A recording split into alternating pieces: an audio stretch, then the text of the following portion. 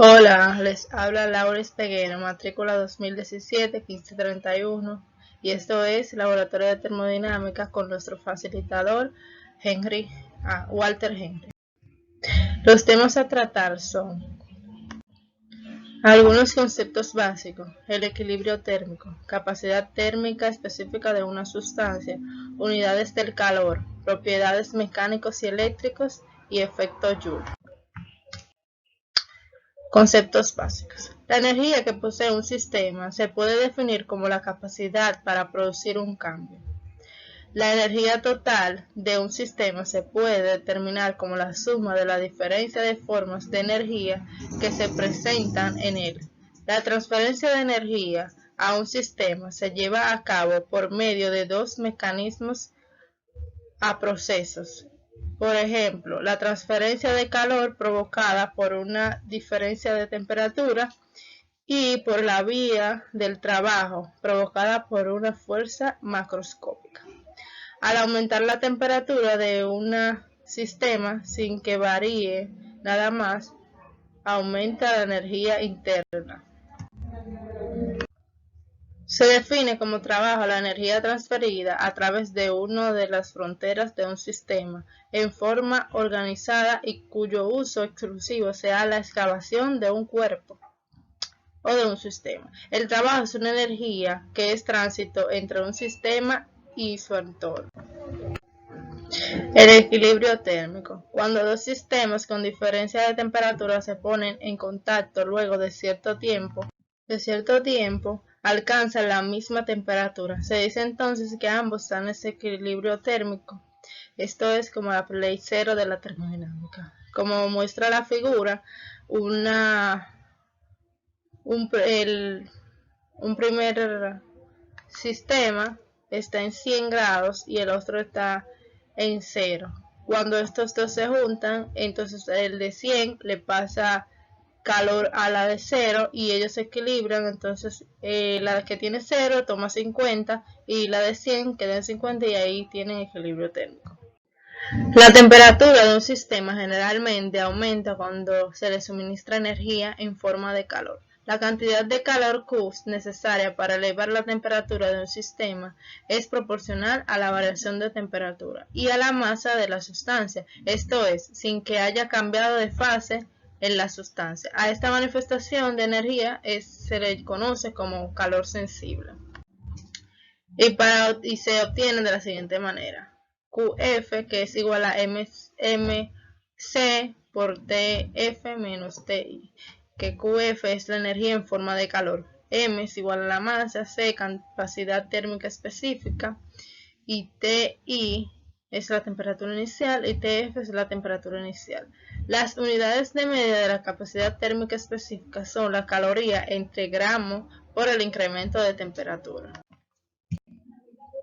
Capacidad térmica específica de una sustancia. La capacidad térmica específica de una sustancia puede cuantificarse adecuadamente calentando esta última a una cierta temperatura, situándola en una cantidad de agua de masa y temperatura conocida,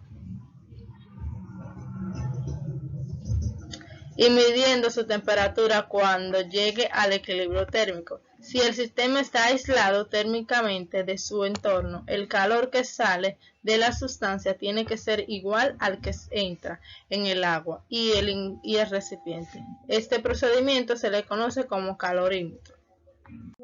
El calorímetro es un instrumento que sirve para medir la cantidad de calor suministrada o recibida por los sistemas. Los calorímetros suelen incluir en su equivalente para facilitar el cálculo. El equivalente del agua y del calorímetro es la masa del agua, que se comportaría igual que el calorímetro y perdería igual calor en las mismas. Un calorímetro está compuesto por este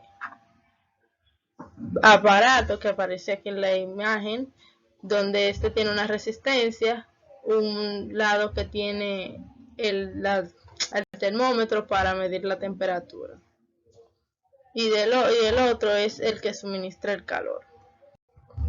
Actualmente se le considera que cuando aumenta la temperatura de un sistema, la energía que posee en su interior, llamada energía interna, también aumenta si este sistema se pone en contacto con otro de más baja temperatura. Habrá una transmisión de energía del mayor de temperatura al de menor temperatura. Esta energía se le denomina calor. Las unidades de calor. Una de las unidades que se emplean aún en las calorías, unidad que se deriva del concepto de calórico y se define como la cantidad de calor que se debe suministrar a un gramo de agua para que su temperatura se eleve de 14.5 centígrados a 15.5 centígrados.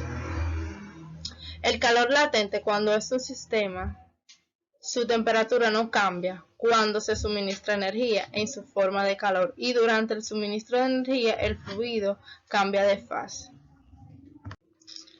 Esta parte es como tomar un vaso de agua líquida y le suministramos, en vez de calor vamos a poner frío. Entonces ahí él se cambia de fase, de líquido a sólido, o viceversa. Si es un vaso congelado, se le suministra calor y se vuelve sólido, líquido. Ahí es un cambio de fase. Y para eso se utiliza QF, que es igual a delta, a la constante de proporcionalidad por la masa. Y también a este constante de proporcionalidad se le conoce como entalpía.